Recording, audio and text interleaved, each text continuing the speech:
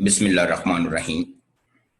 Assalamu alaikum dear students. Welcome to Learning Management System of Superior Group of Colleges. I'm Professor Mandoor Shah, Head of English Department in Superior Group of Colleges.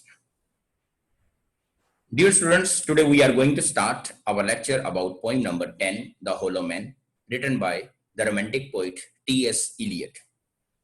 In this poem, the poet says that human beings have become soulless. इस नज़म में शायर कहता है कि इंसान जो हैं वो खोखले हो चुके हैं, बेरूह हो चुके हैं. Mostly they depend on others but can not make a society. और वो एक दूसरे पर तो इन्हिसार करते हैं लेकिन मिलकर एक माशरा बनाकर नहीं रहते हैं. Dear students, before starting the poem, let's have a short introduction to the poet. T.S. Eliot was an American-British poet, essayist, playwright, and a literary and social critic. He was awarded the Nobel Prize in Literature in 1948. Dear students, the theme of the poem will give you a short introduction to the poem, The Hollow Man, which we are going to start right now. तो सबसे पहले हम नज़म का theme देखते हैं और समझने की कोशिश करते हैं.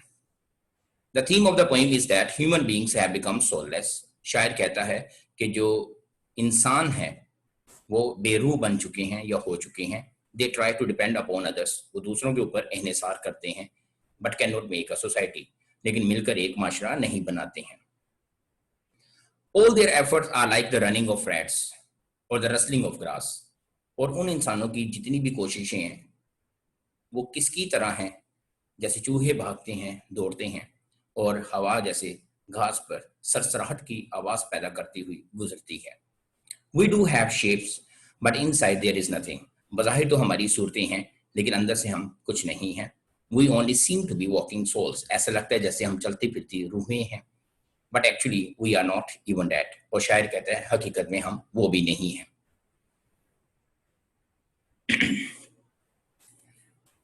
Dear students, let's start the poem, The Hollow Man.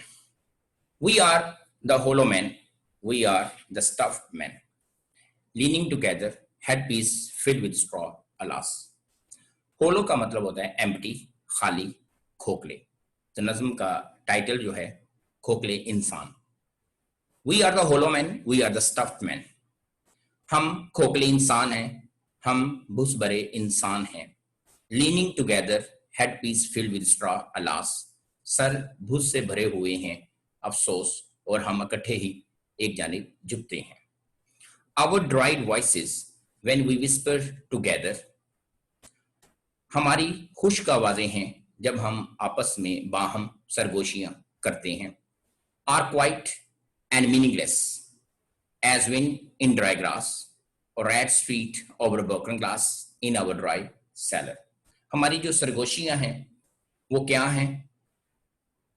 खामोश और बेमानी होती हैं, जिस तरह सूखी घास में हवा गुजरती है या टूटे हुए कांच पे चूहों के पांव यानी चूहों के दौड़ने से हमारे खुश्क तहखाने में जो आवाज पैदा होती है. Shape without form, shade without color, paralyzed force, gesture without motion.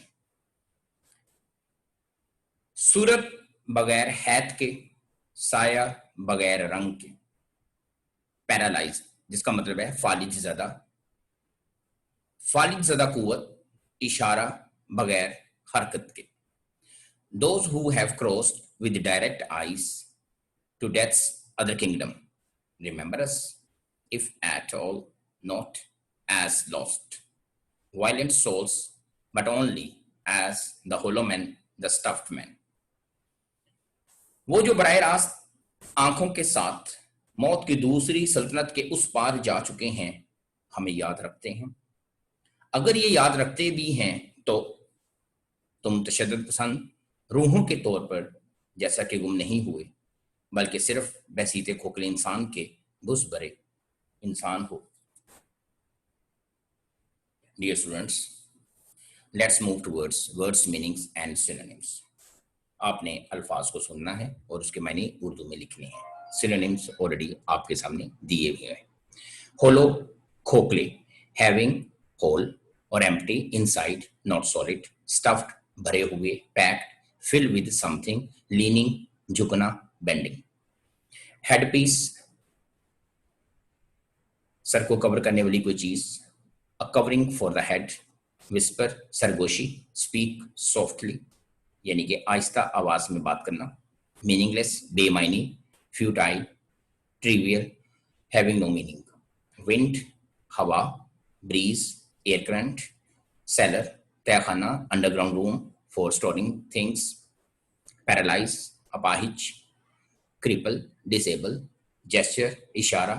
Sign, signal, indication. Motion, हरकत। Move, mobility. किंगडम, सल्तनत, रियासत। Empire, realm, domain, area. Violent, पुरतशद्दुद। Furious, स्ट्रॉमी, wild. Dear students, let's move towards reference to the context. I will teach you in a simple way how to explain the given stanza or the given lines with reference to the context. Stanza number 1. We are the hollow men. We are the stuffed men, leaning together, headpiece filled with straw, alas. हमारा तरीकाकार वही है जैसा कि बच्चों आपको हमेशा मैंने गाइड किया है। सेम मेथड है हर पोइम का, जब भी हमने उसका रेफरेंस टू दी कॉन्टेक्स्ट करना है। Reference. These lines have been taken from the poem The Hollow Man, written by T.S. Eliot. Context. In this poem, the poet has criticized the modern people who have become hollow from within. इस नज़म में शायर तनकीद करता है जदीद माशरे के लोगों को जो अंदर से बेरूह हो चुके हैं और खोखले हो चुके हैं। बज़ाहिर वो इंसान है लेकिन अंदर से वो खाली है। They have become soulless, worthless. वो बेरूह हो चुके हैं, बेकार हो चुके हैं। They have bodies but are without souls. बज़ाहिर वो जिस्म रखते हैं लेकिन बगैर रूह के हैं। They do have shapes but inside there is nothing. बज़ाहिर उनकी सूरत भी है लेकिन अंदर से कुछ भी नहीं है। एक्सप्लेनेशन। जैसा कि बच्चों आपको हमेशा गाइड किया गया है कि आपने एक्सप्लेनेशन सिर्फ उन्हीं लाइंस की करनी होती है जो लाइंस आपको एग्जाम्स में दी जाती हैं। In these lines the poet reveals. Reveals का मतलब होता है शो करना, एक्सप्रेस करना, इजहार करना, बताना। The poor conditions of the modern man.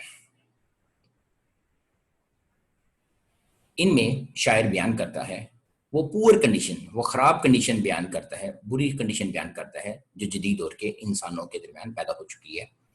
To him they are hollow man within means they are soulless, कि वो खोखले इंसान है और अंदर से बेरूह हो चुके हैं।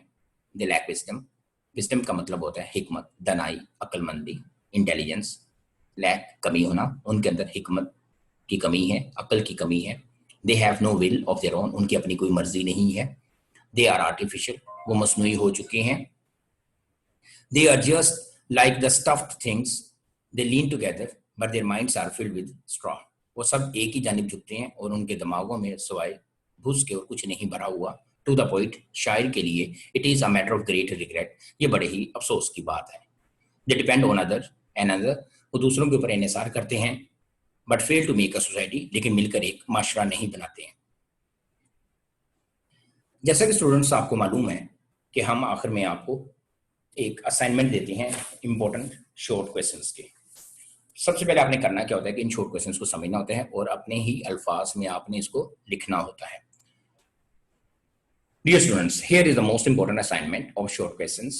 Don't miss it. First, you try to write the answers in your own simple English language. I hope your superior English teacher will help you in this regard. If you feel any problem, don't be panic. लिखते हुए कोई परेशानी है, तो मसला है, तो panic नहीं होना, डिस्टर्ब नहीं होना, रहनुमाई हासिल करें अपने superior English teacher से। Best South English book is available for you to get easily A+ grade. Number 1 question, what is the main idea of the poem The Hollow Man?